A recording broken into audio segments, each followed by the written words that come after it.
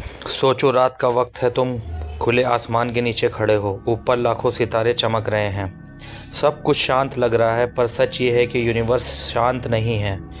ये हर पल फैल रहा है और इस एक्सपेंशन के पीछे एक ऐसी ताकत है जिसे हम डार्क एनर्जी कहते हैं।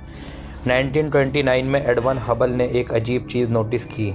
जब भी वो टेलीस्कोप से गैलेक्सीज देखता तो उसे लगा कि सारी गैलेक्सीज हमसे दूर जा रही हैं, जैसे कोई अनजान शक्ति उन्हें धक्का दे रही हो। इसका मतलब ये था कि यूनिवर्स स्टैटिक नहीं है, वो ज़िंदा है, वो एक्सपेंड कर रहा है।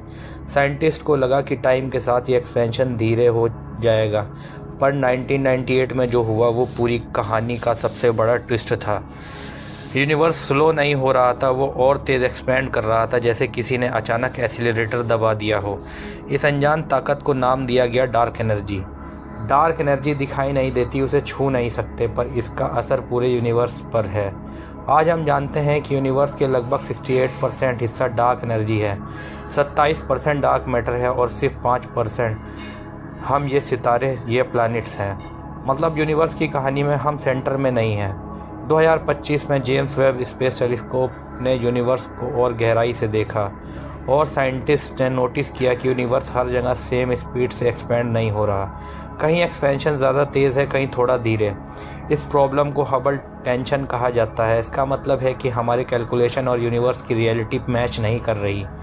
इसने साइंटिस्ट को मजबूर कर दिया सोचने पर, क्या हम फिज़िक्स को गलत समझ रहे हैं या फिर यूनिवर्स में कोई नई फोर्स काम कर रही है।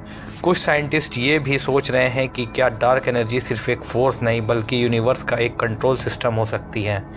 जैसे इंसान को बॉडी में ब्रेन होता है, वैसे ही यूनिवर्स का भी कोई सिस्टम होता है। इस थ्योरी का कोई प्रूफ नहीं है, पर यह ख्याल ही काफ़ी डरावना है। डार्क एनर्जी ही डिसाइड करेगी कि यूनिवर्स का अंत कैसे होगा। हो सकता है यूनिवर्स धीरे धीरे ठंडा और अंधेरा हो जाए, हो सकता है एक्सपेंशन इतनी तेज़ हो जाए कि गैलेक्सीज, स्टार्स, हत्ता कि आइटम टूट जाएं, या फिर हो सकता है सब कुछ वापस सिकुड़ कर एक नया यूनिवर्स शुरू हो जाए। सच ये है कि हम यूनिवर्स के सिर्फ 5% ही जानते हैं, बाकी सब अभी भी अंधेरे में है। शायद इसीलिए यूनिवर्स हमें हर रोज़ याद दिलाता है कि हम छोटे ज़रूर हैं, पर हमारी सोच और क्यूरियोसिटी बहुत बड़ी है। डार्क एनर्जी यूनिवर्स की कहानी का सबसे पावरफुल और सबसे राज भरा किरदार है।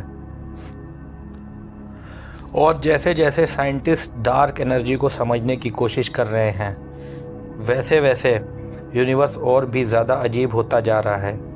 कुछ ऑब्जर्वेशंस ये भी दिखाते हैं कि टाइम के साथ डार्क एनर्जी की ताकत बढ़ रही है। अगर ये सच हुआ तो यूनिवर्स का फ्यूचर हम सोच भी नहीं सकते। हो सकता है एक दिन ऐसा आए जब गैलेक्सीज सिर्फ हमें ही नहीं बल्कि एक दूसरे से